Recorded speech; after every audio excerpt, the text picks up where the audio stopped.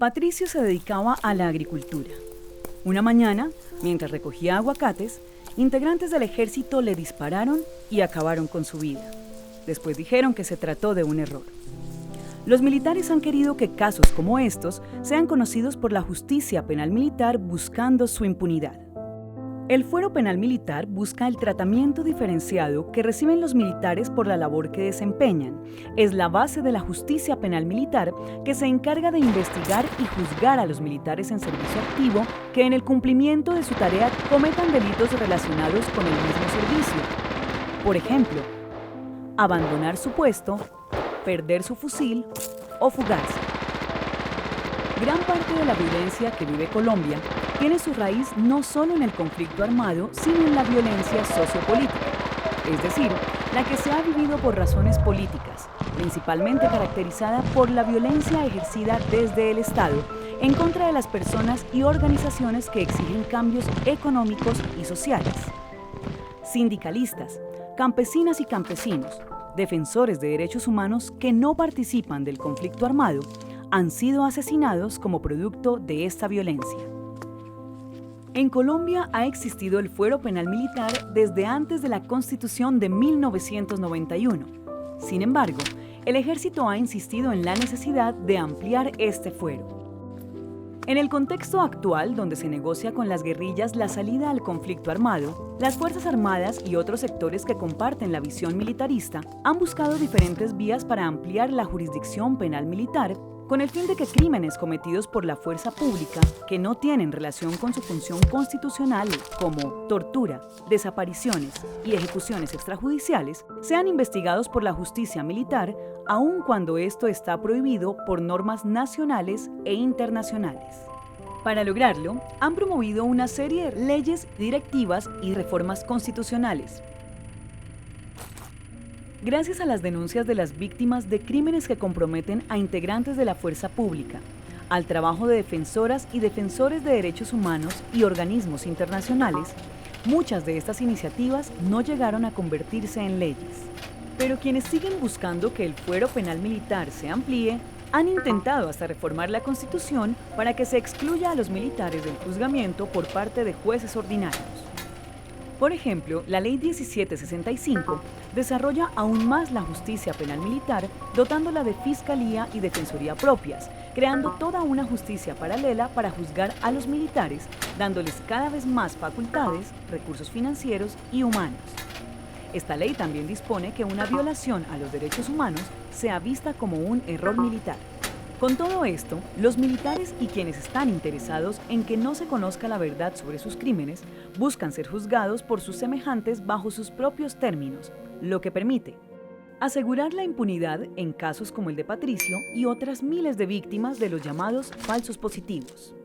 Ser juzgados por estos delitos como faltas menores y no como graves violaciones a los derechos humanos. Que crímenes cometidos en el marco de la violencia sociopolítica sean juzgados como hechos del conflicto armado. Que graves infracciones dentro del conflicto armado sean vistas como errores militares. La ampliación del fuero penal militar busca el perdón y el olvido de los graves crímenes cometidos, y para esto hace una interpretación errada del derecho internacional humanitario y del derecho internacional de los derechos humanos. El derecho internacional de los derechos humanos es el que protege a todas las personas, todo el tiempo y en todo lugar. Cuando hay un conflicto armado, además, rige el derecho internacional humanitario, DIH, que procura el menor daño posible a combatientes y la máxima protección a civiles en el desarrollo de la guerra. En la interpretación de la nueva justicia penal militar, habría dos figuras dentro del derecho internacional humanitario que excusarían el homicidio de no combatientes.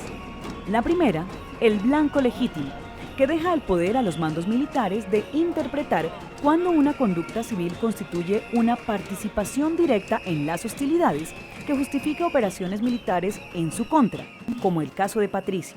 Pero recordemos que el derecho internacional humanitario existe para proteger a los civiles y no para permitir atacarlos, bajo ninguna excusa. El blanco legítimo también ocasiona que la población civil que vive en zonas de conflicto armado, los opositores políticos, los y las defensoras de derechos humanos y todo aquel que piense diferente pueda ser convertido en objetivo militar. La segunda figura es el daño colateral, que en el derecho internacional humanitario trata de reducir al mínimo la pérdida de vidas y los daños materiales que pueden ocasionarse durante el conflicto armado. En la interpretación que se hace del DIH en la nueva justicia penal militar, el daño colateral justifica los ataques a la población civil y sus bienes, evadiendo la fuerza pública su responsabilidad por estos delitos. La comunidad de la vereda donde vivía Patricio rescató la silla de montar y los rastros de su sangre allí encontrados fue una de las pruebas que permitió condenar a 6 militares vinculados en su asesinato. También fue importante que los militares fueran juzgados por la justicia ordinaria y no por la justicia penal militar. ¿Por qué? Casos como el de Patricio, Ever Urquina, Juan Perdomo Claros, Tania Solano y 2.308 casos de homicidios que investiga la Fiscalía, que fueron presuntamente cometidos por agentes del Estado y que corresponden a 4.475 víctimas, están en peligro de quedar en la impunidad si son cobijados por la ampliación del fuero penal militar, porque serán considerados como crímenes menores o excusables. Ahora que entre todas y todos estamos buscando la paz, los militares deben romper el pacto de silencio que ha impedido que violaciones a los derechos humanos ordenadas desde las altas esferas del poder sean investigadas y juzgadas. Para que logremos desmontar esas estructuras que nos convirtieron en enemigos por ser y pensar diferente. Para que ejecuciones extrajudiciales, exterminio de líderes sociales, desapariciones forzadas, crímenes de guerra y delitos de lesa humanidad no se repitan. Si deseas más información, visita la página web www.colectivodeabogados.org.